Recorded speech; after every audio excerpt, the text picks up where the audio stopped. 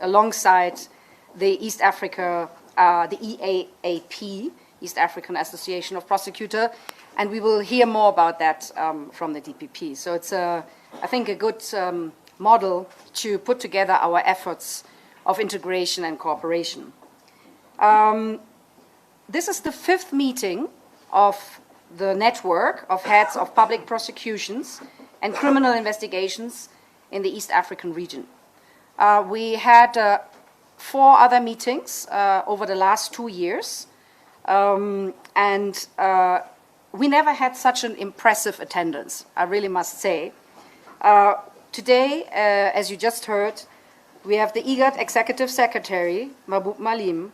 We have DPPs from Kenya, the host, Uganda, Tanzania, Djibouti, South Sudan. South Sudan was supposed to come, and unfortunately the flight was cancelled yesterday. But the DPP of South Sudan should have been with us, and he assured us that he will come the next time.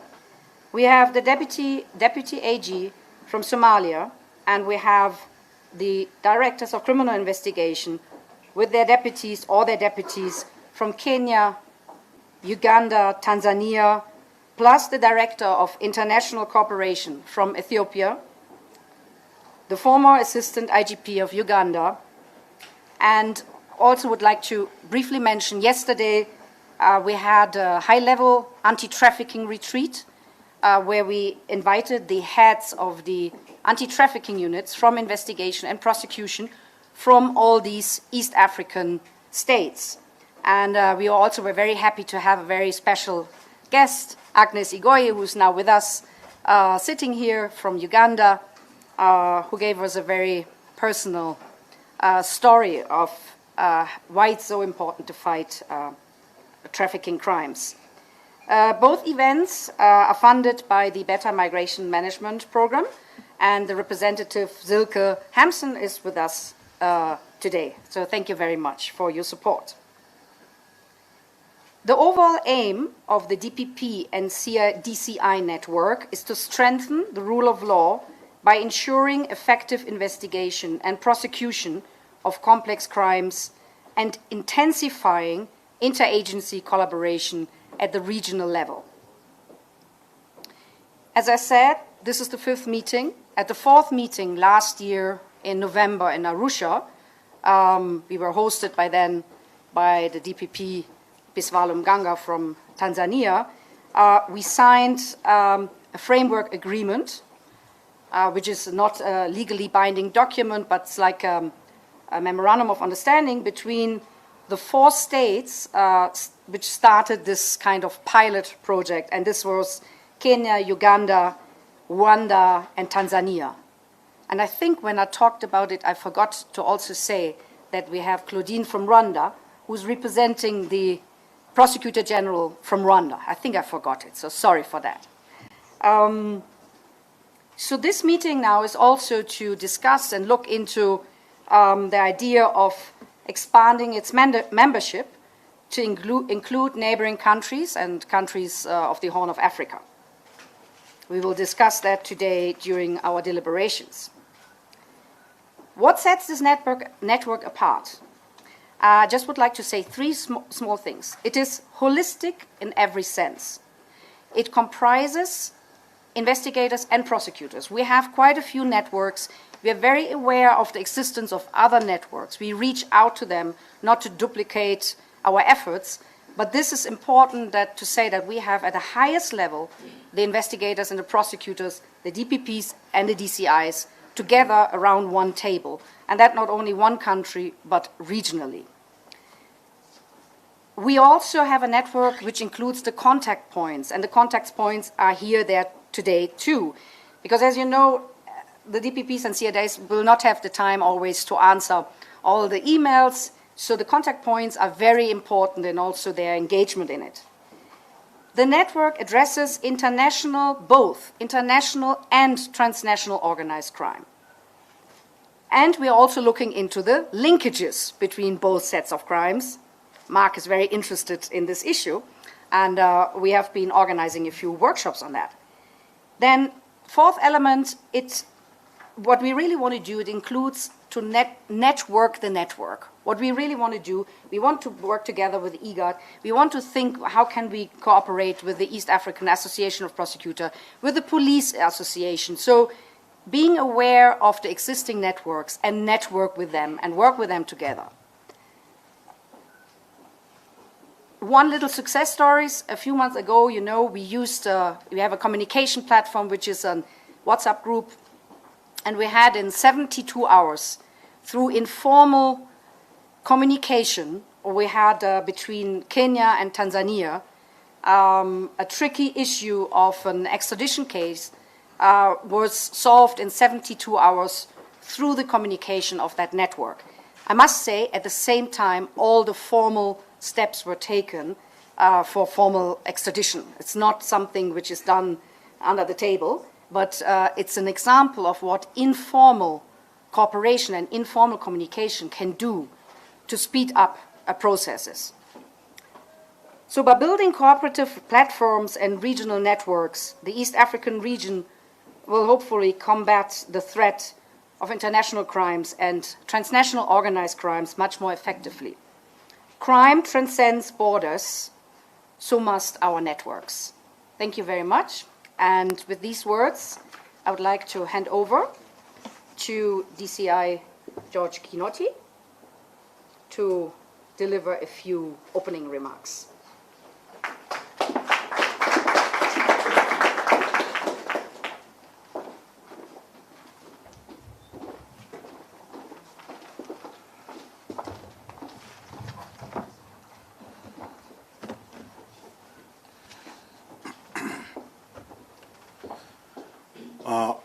The Director, Wayamo Foundation, Manda Betna Mbach, the Director of Public Prosecution Kenya, Noordin Haji, Mahmoud Marim, Executive Secretary, Intergovernmental Authority on Development, IGAD, my fellow colleagues from the respective countries, Uganda, Southern Sudan, Djibouti, Uganda, and then Ethiopia, and all the invited guests, my colleagues, good morning.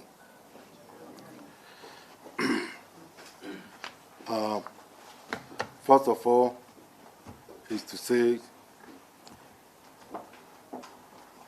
I'm a happy person today. In the criminal justice system within our region, the Wayamo Foundation has managed, and I think this is the 5th time, if I'm not mistaken,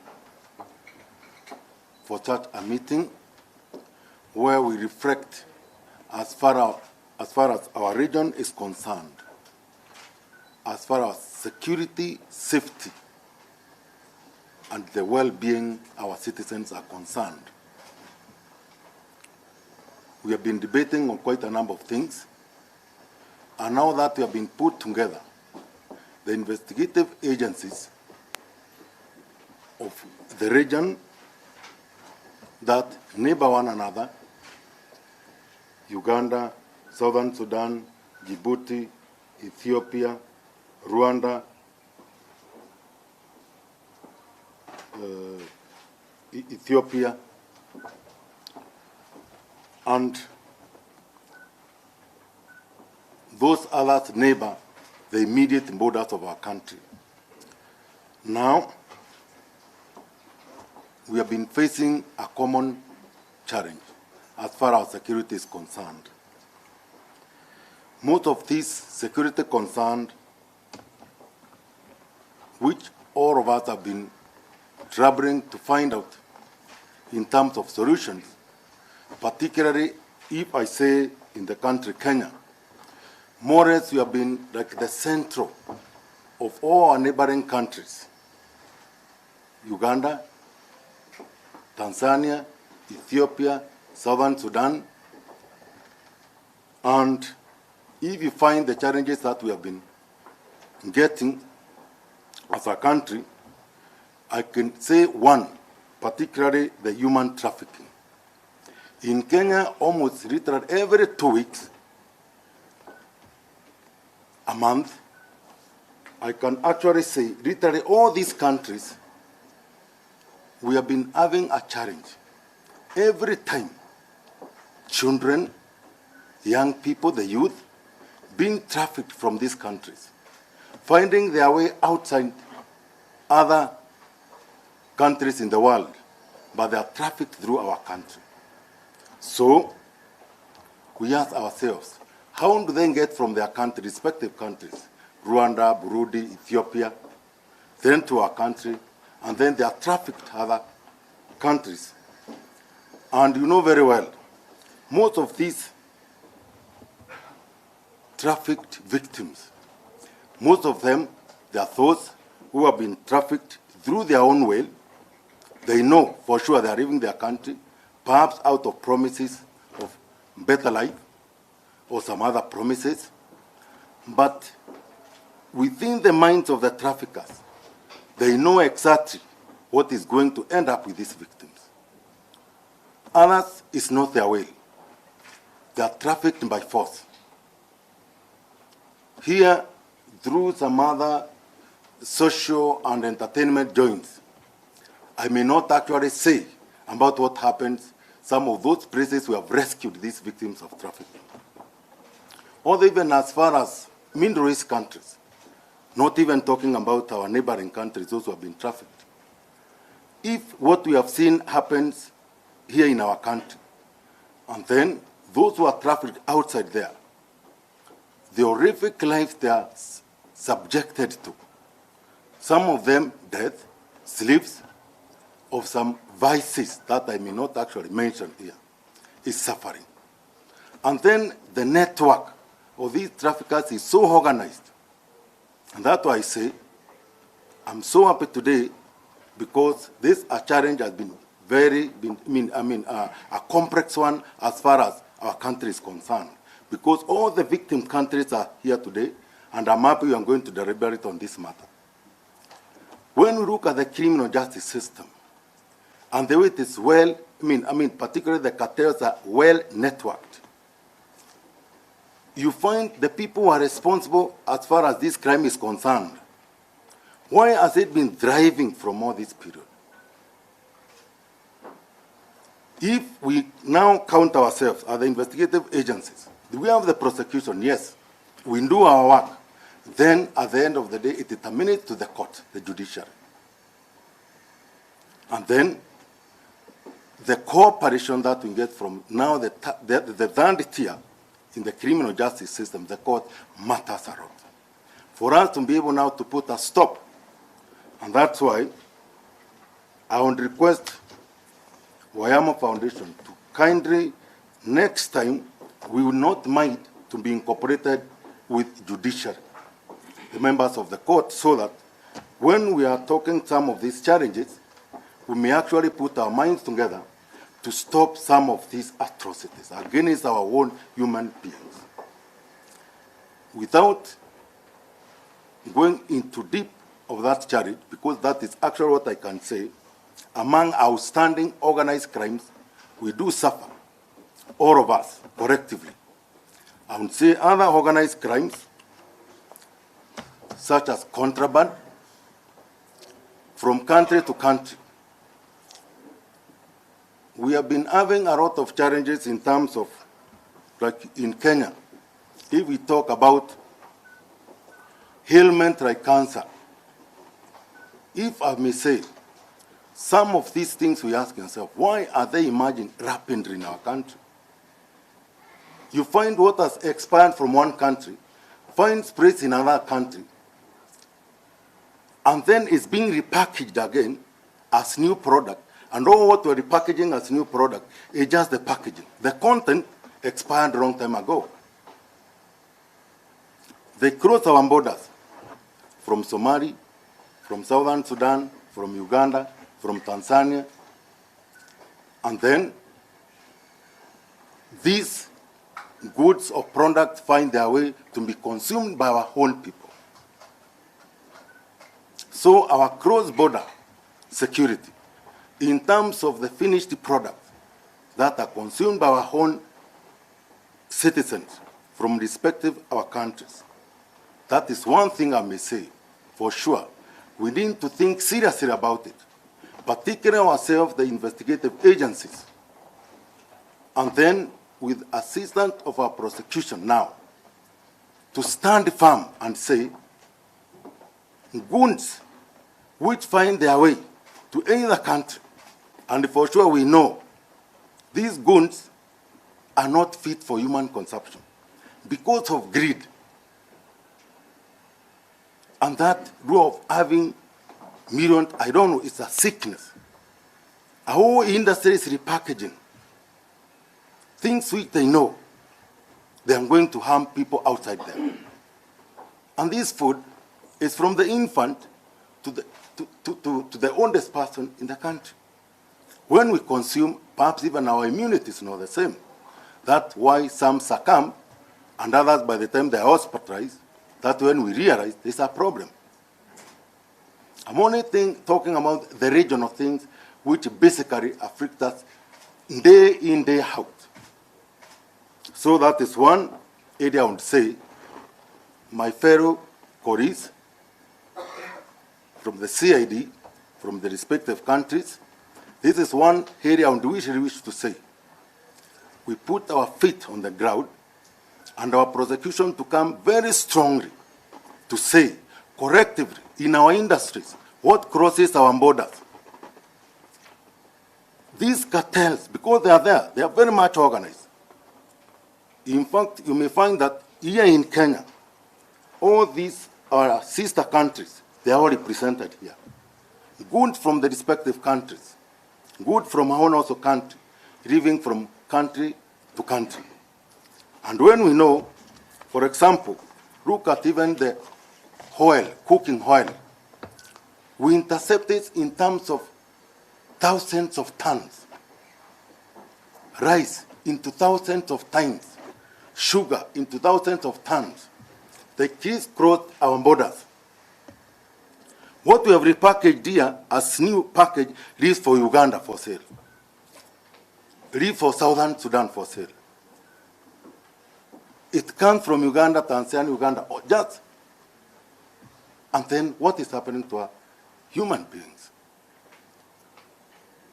We start saying there's an upsurge of these diseases and all that. But it's our own killing our own.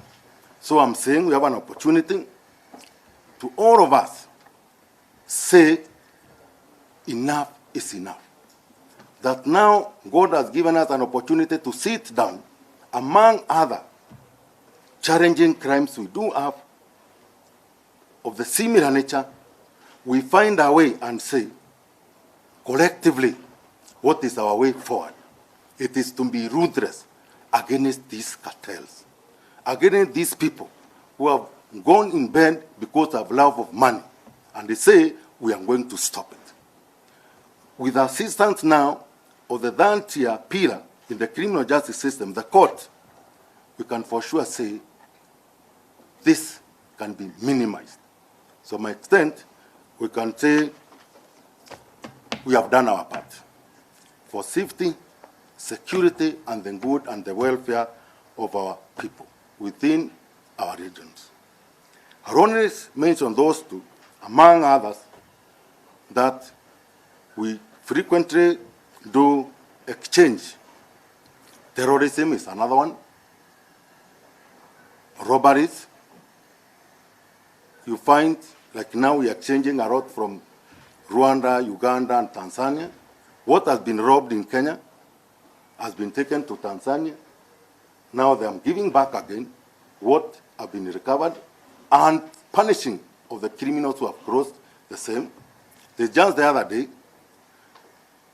we and our team with the Director of Public Prosecution, when we were in Tanzania, to hand over what was stolen from their country back to our country.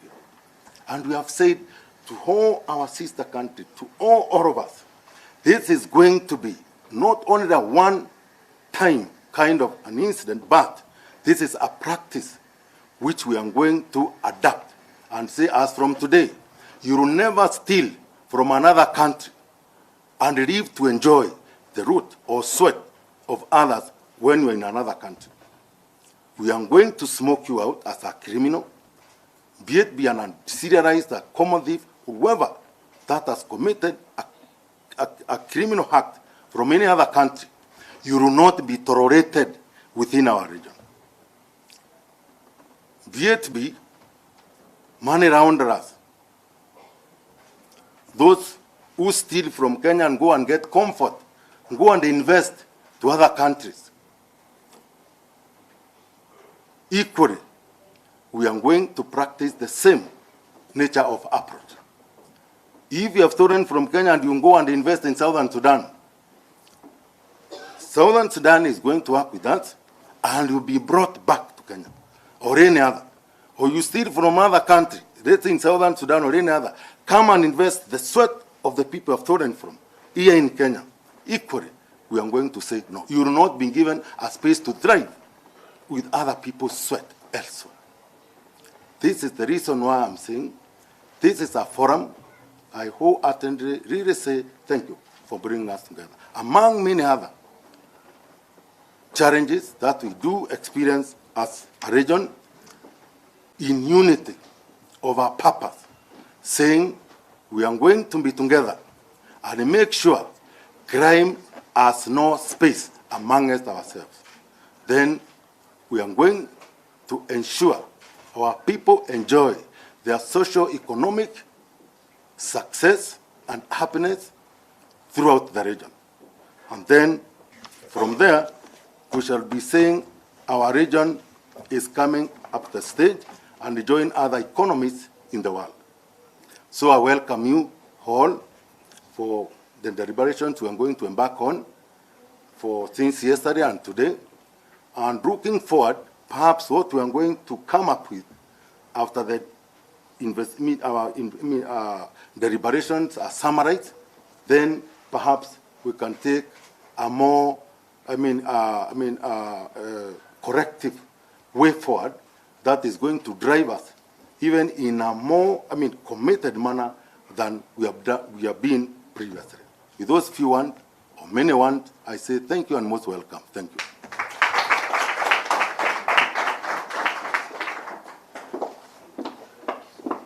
And now I would like to invite the DPP of Kenya, Noordin Haji, to pronounce his opening remarks. Thank you.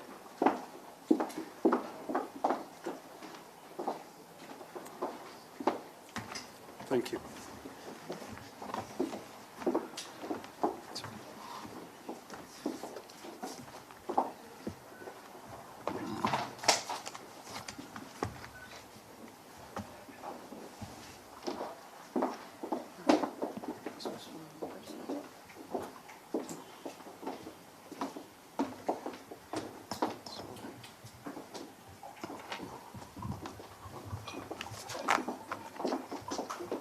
Thank you. The Executive Secretary IGAD, Ambassador Engineer Mahbub Maalim, fellow heads of national prosecution authorities, starting with the President of East African Association of Prosecutors, Honorable Biswalo Muganga from Tanzania, Honorable Mike Chibita from Uganda,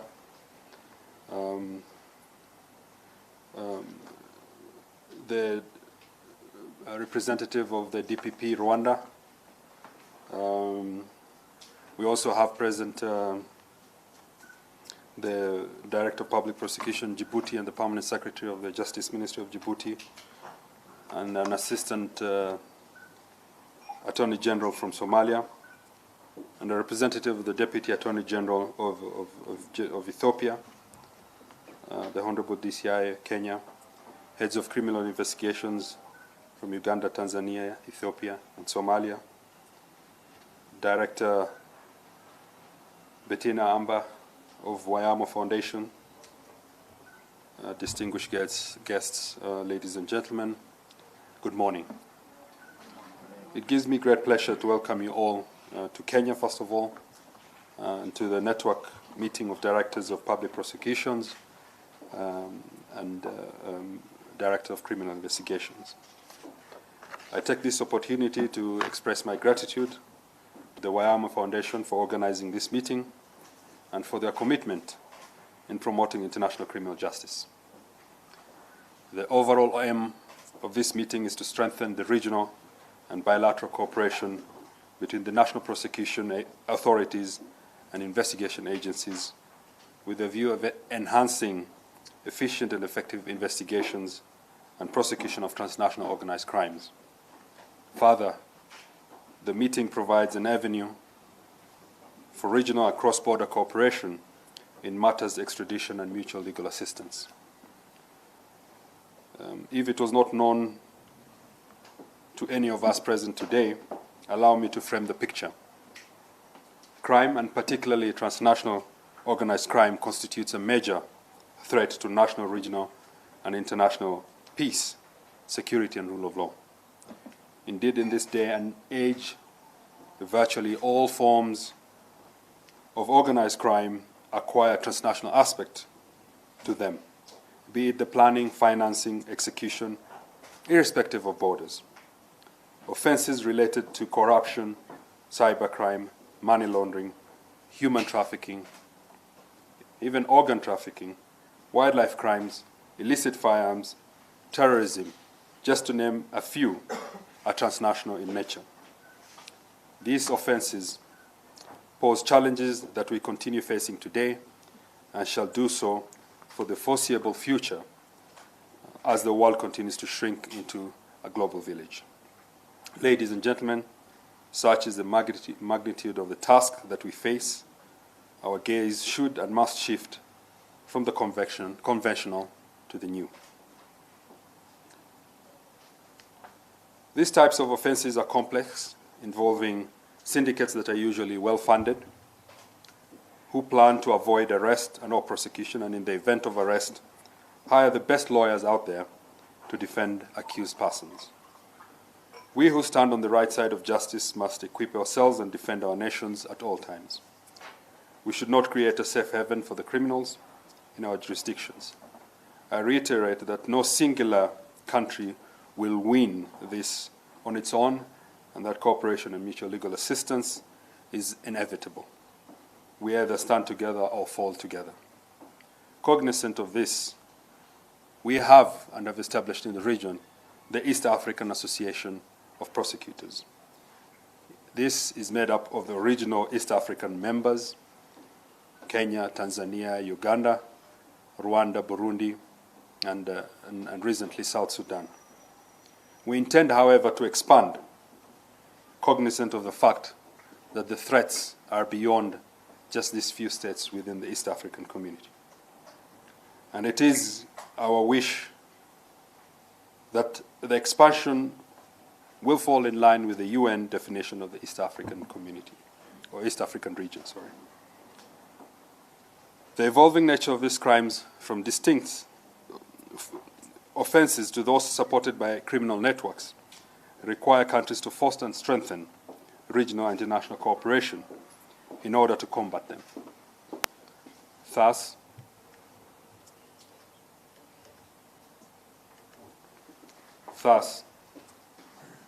as a region, we should recognize the need to and support the development of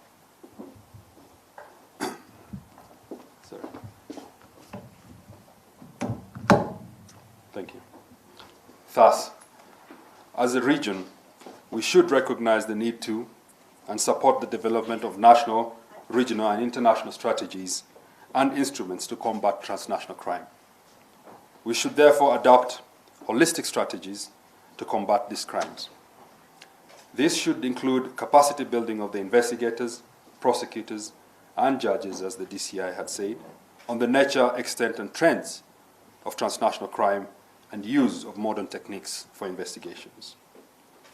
The transboundary nature of serious and organized crime today mandates that responses are not confined to national borders.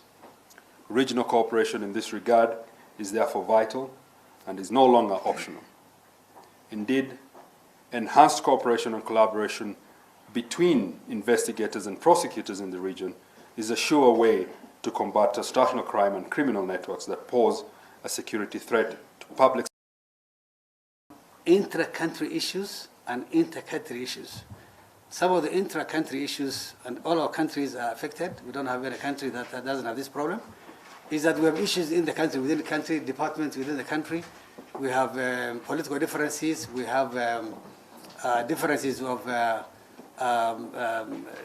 departmental differences. We barely have an opportunity to kind of pull in the same direction. We have some of our countries now that have one of the largest IDPs in their country. There are countries here that have like about 3.5 to 4 million people who are IDPs in their countries, and we have strifes of various forms in our countries. Not to mention the inter-country. We have border disputes, we have political differences, we have maritime security issues, we have peace and security issues that cuts across that we blame each other for. And therefore, these are things that require new thinking of understanding. People have been integrating, whether governments want or not, over a very long period of time. People have been integrating. On our border towns, people do business. There are cross-border businesses that take place. If you go to some border towns in Kenya and Ethiopia, for example, you go to Moyale, for example, we will give an example. You just cross to Moyale and you sleep on that side. In the morning when you need to pay your bills, the owner of the hotel in the Ethiopian side will not allow you to pay him in birr. He wants you to pay him in Kenyan shillings. The reason is all the towels and the soaps and the equipment they require for his hotel is for the Kenyan side. So he needs Kenyan shillings instead of birr. Yet you stayed outside the country. Your passport sometimes doesn't get stamped. So whether we want or not, regional integration at the people level has gone on for a very long time, from colonial days. Some of those border posts date back to 1920s and 1930s. The problem is how we can institutionally link. And this gathering today is a very good example of institutional linkages. And that's why I thought this gathering, and that's why I said it was historic, is about the first one of its own that brings institutional linkages as a basis of contribution to our regional integration agenda. So may I congratulate the prosecutors who are here, the directors of criminal investigation who are here, Wayamo, and everybody else who has been part and parcel to the thinking of bringing this institutional gathering together as a form of contribution to our regional integration agenda. The key things here are about four. One is coordination among the institutions, your own institutions. And what this means is togetherness, understanding, calling at each other, knowing each other, working together, pulling in the same direction, meeting when you're supposed to meet, understanding what the issues are, and therefore have a collegiate relationship. Therefore, you build a stable level base upon which to build this cooperation. The other one is information. Information collection, collation, sensitization, and sharing is very important. I think long gone are the days when we thought the information that is not shareable or that cannot be passed on to a neighbor. Because whether we want or not, in this kind of technological superiority, I think information is no more as secret and as sacred as we thought it was. It will have a way of finding its way out, and therefore the more you can use it to share and have other people who have similar specialization and interest that contribute to national security, the better the information will serve us. And the third area is response, timeliness of response, appropriateness of the response, and delivery of the response. I think it's also important, and I'm sure it's something that's going to come out of this gathering. And lastly, not the least, is the entire sense of policy and research, and not policies that are done very beautifully and that sit on our shelves, but policies that are operationable, that can go through the systems and that can finally be adapted and find its way into government's decision-making processes. The kind of work you do, and it was very, very encouraging listening to Noordin and Mr. Kinoti, very encouraging, and allow me for once to put on my Kenyan hat. Very encouraging listening to them, because the kind of work you do is so important, a piece of work for stability, for peace and security, for economic growth, for development, for health. Mr. Kinoti mentioned about health. This is something sometimes when we sit in our corners and in our tables in the kind of small work we do, which in our minds is very small in the bar chart of the things that happen in the country, you may not realize the contribution of your work to health, for example, or the contribution of your work to general overall economic growth of our countries, for example. But it's so important, and therefore the kind of work you do is a backbone to development and economic growth, and it's cross-cutting. Therefore, your work is as much agriculture as it is health, as it is infrastructure, and as it is climate change, and as it is stability. And therefore, us as regional economic community, our role is to help you with this process, or continue with this collaboration among yourselves, mobilizing the appropriate resources for you to continue working, and trying to take your deliveries with us and try to use it as a system, to put it in the system of the decision making within the regional economic community matters. We have a system where we have technical experts make a decision, get them in, it's validated, goes through a committee of ambassadors and goes through the ministerial, and finally to heads of states when a policy direction is adopted. So mine is to work with you and ensure that whatever deliberations you reach and whatever you want to do together, then we kind of regionalize it and package it into a policy at the regional level that eventually gets approved at the appropriate level, that becomes an operationable agreement as opposed to merely technical. So this is what I want to commit to work with you and to work with Oyamo and support this. And I also want to officially invite you. I've talked to the representatives from Djibouti. I want to invite you. I'm told there's another session this year, so that this year's session, whenever it becomes at a date to be decided, we hold it at IGAD headquarters in Djibouti, so that you can come and see where we work and enjoy the Red Sea. You look at the intersection between the Indian Ocean and the Red Sea and enjoy that part of the world, so that we can also have, as Noordin said, bring on board other countries who have not been members of this very important gathering to give them ownership. I think I'll stop there, and I wish you the best of the deliberations, and God bless you, and thank you for inviting me. God bless you. Thank you.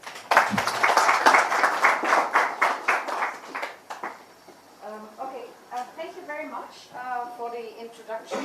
And before we have the group picture, we have decided to invite the press for a few questions right away. So we will not have any other press conference or so. So please, while I'm talking, think about if you have any questions to ask the high table. And as I said, after that, we will just go to the poolside and have a group picture.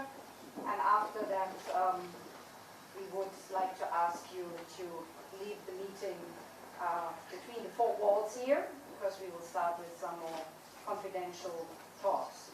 So, media, colleagues, if there are any questions you would like to ask the high table, please go ahead. Yes, my name is Onyango from People Day. My question goes to the DCI Kinoti. He's talked about stolen assets that are being shipped to other countries. So my question is,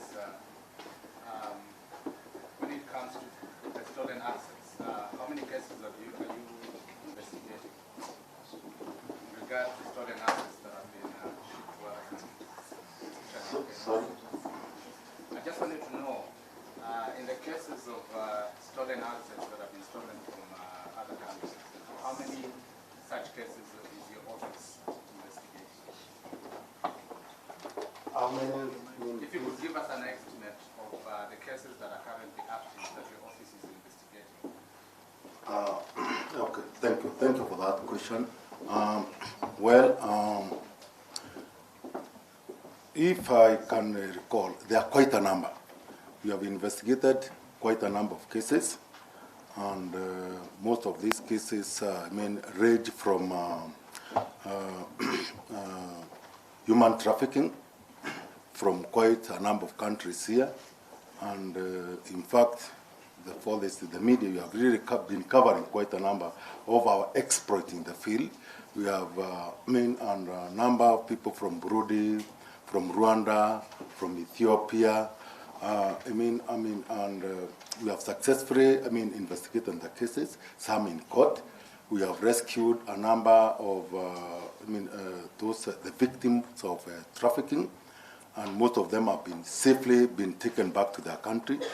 Literally, almost all the countries represented here, we have been able to actually, manage to get the masterminds, the masterminds of these traffickers. Those we have taken to court, unfortunately, some of them have been bailed out. And something sad, even some of these, it is something which has been proliferating for quite a period. They're the same people who go back again fight, they're the masterminds of this human trafficking. And as I said that, I wish you know some of these victims of trafficking, what they undergo, ultimately what they end up,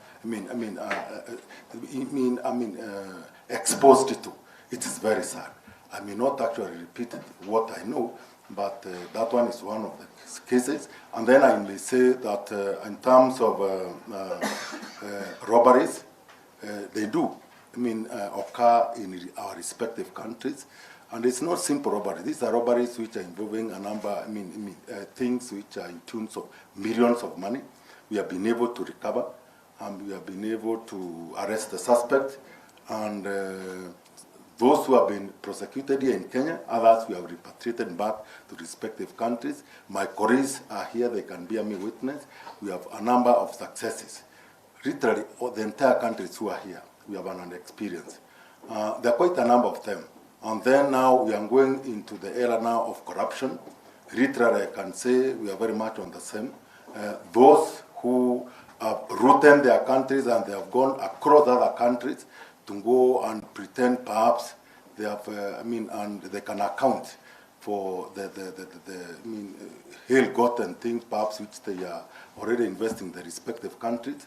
We are very much on the same, and we have seen the efforts of our DPP incorporating all its colleagues from the respective regional areas and literally putting it one-on-one. And I can say that one equally we are getting a lot of successes, among other cases. Thank you. Okay. More questions? One over there, two there, and that's it. Okay, please. The lady, yeah. Okay. If you want a microphone or you speak loudly. It's okay. Yeah. Yeah. So my name is Mel from NTV, and I wanted to ask the DCI just a question on human trafficking. Is it possible to give a number on how many people are being... Somebody give the microphone, please.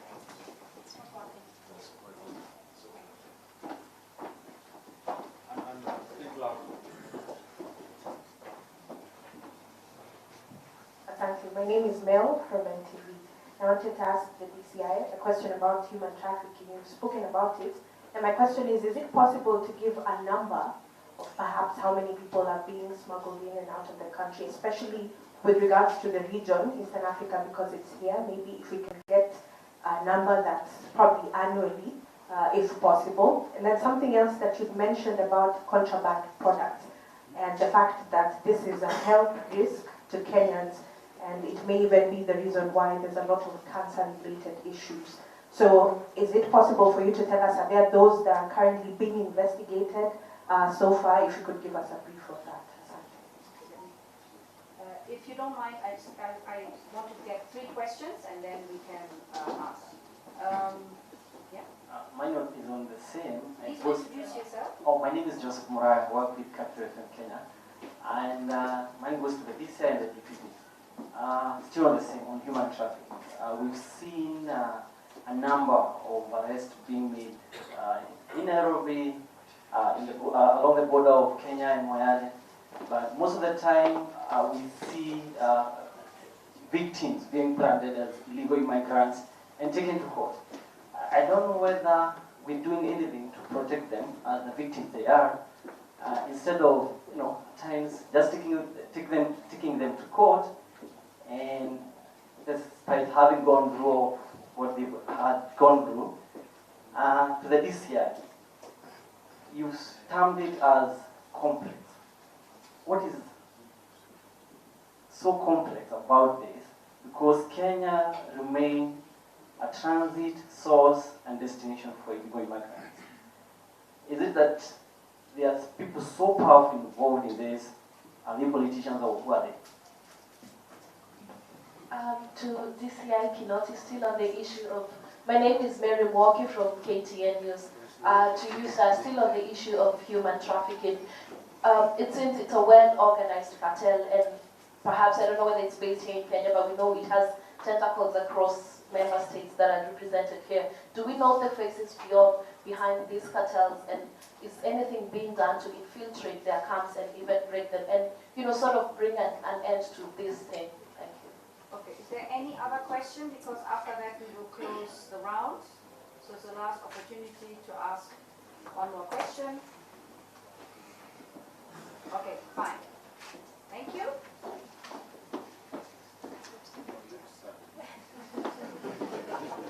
More questions,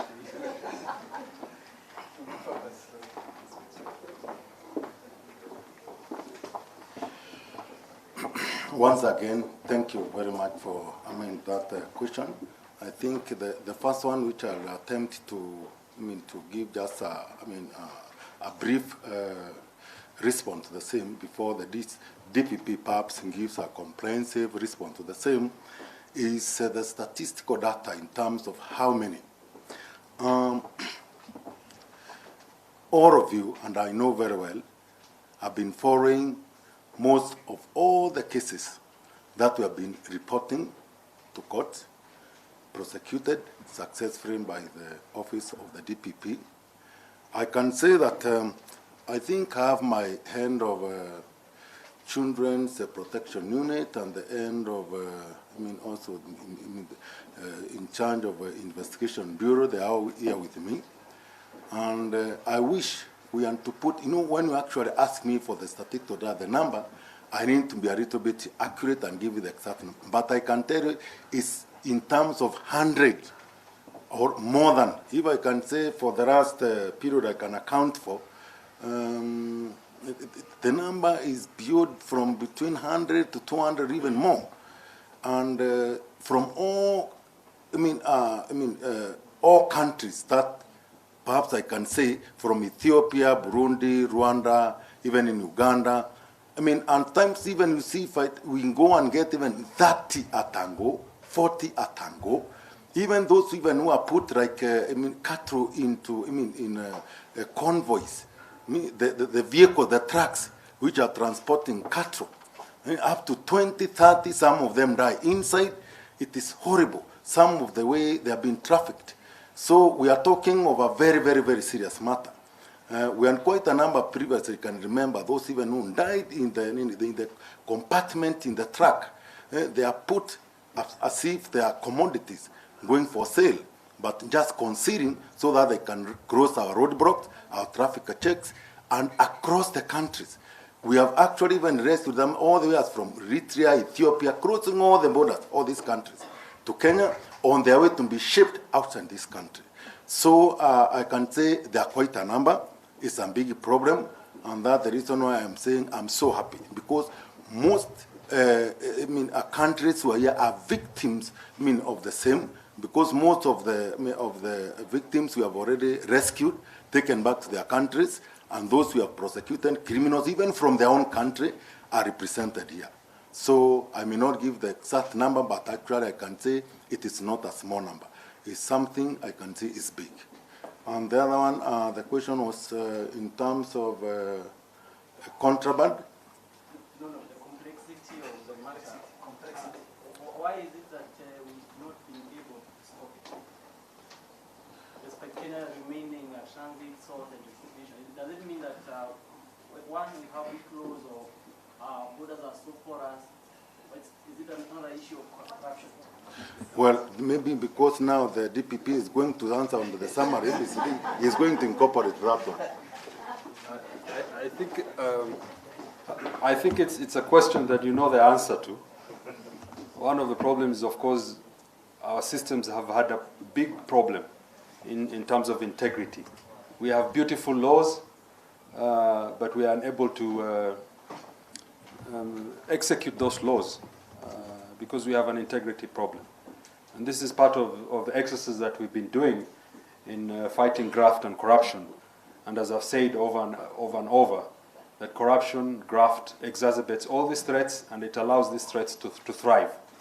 So partly, together with the DCI and ESCC and other organizations, we are trying to deal with that. But even regionally, we recognize that we have that problem also regionally. That's why we have this here. And we are trying to see how best we can work together in minimizing things that allow these threats to thrive. It's also complex in the sense that, as you know, criminals do not have to go through any mutual legal assistance or MLAs. There is no bureaucracy between them. But between us countries, there's a lot of bureaucracy. And that's why we have this meeting here, to see how we can reduce regionally the bureaucracies of, when you are applying and asking for assistance and requesting mutual legal assistance between the different countries. Our argument is that we are a region, we are brothers and sisters, and we should be able to expedite our processes and reduce what makes issues complex, but that could be overcome. This network is extremely important because it is through here that we'll be able to know who is the head of the international cooperation, who is in charge of mutual legal assistance. We'll be able to contact them directly and be able to move faster in applying that. Mutual legal assistance process is very complex, but once you know each other, it can be reduced and expedited. The issue of data also, that is another reason why we're here, so that we can be able to amalgamate our data from the different regions and be able to say with authority that in the region, this is what we are facing in terms of magnitude when it comes to human trafficking. And also research. So it is from this network and it is from this gathering that we can be able to do research, and we can therefore be able to prioritize the areas that we need to pay attention to and refocus our resources. So I think with those few words, I think we are, yes? There's a question that's not been answered. Yes. On contraband. I think you're about to answer this, Kinoti. I had asked that question. Kwani Mel kuna contrabands pahali? Maybe, please, if you can come up clearly, it's better answer your question. Okay. All right, so the question is, Yes. there's a comment you had made Yes. that there's the issue of contraband products being brought in the country. Yes. And that's also a health risk. Yes. So that's why there's perhaps What is the question? a huge number of cancer issues. So my question is, so far, are there people that are being investigated Yes. with regards to contraband products? And maybe you can give us a brief on He that. said the That's the hundreds. question. He said the hundreds. No, it's a different question. Okay. About contraband, let me be very, very candid on this. What we are talking about contraband, we are not only talking about substandard goods, which actually are coming from different countries, coming to Kenya, or even in our respective respective regional partners, other countries. We are talking of poison, because we have cases, a number of them in court. Even some we have been challenged. We have been actually been ordered to release. I'm on the fire ring as I'm speaking with you today, and that's why I'm with the DPP hand in hand. Even some, I'm waiting. I'm waiting. I don't know, to be jailed simply because they will not be released. Contraband of expired goods, almost about 4 years. Be told we repackage them from sacks, which actually, you grade from grade 1 to 3, and we are being ordered, take a pen, go and mark these sacks or the packaging goods from, council 1, put 3. Grading is a process. It's a scientific process to actually, account the ingredient or the properties of this ingredient. 3 is A, B, C, D. But if you tell me to take a pen and go and supervise, and they say no from today, and it's in thousands of tons. Some others have been repackaged. They are in court. You all know very well. They're in court. Some even have spanned as far as 7 years. But now they are being given a new lease of life. simply because we have repackaged the packages. They are there and in thousands of tons. You see even some of expired kind of, with this we put kids. They are called, what are they called? Some things which expand almost 3 years. You find what is hitting the kid. You are trying to put the napkin to MBC, the kid is still crying and all that. These things are only repackaged in new packages, but the content is absolutely already, expired and has become poisonous. That's the one we are talking about, contraband. And when we say we are consuming poison, we are doing it. I can be proving that because all these cases are in court. All of them, quite a number of them. It's another battering there, in another court, where, it was completely released against my protestation, against the protection of the DPP. Please, this is poisonous. Let it not be given back for sale, but it is being ordered to be released. These are the kind of things I'm talking to. I account for them because they're in court, and we are going to be covering them because we are actually battering them in court. Any other question about contraband?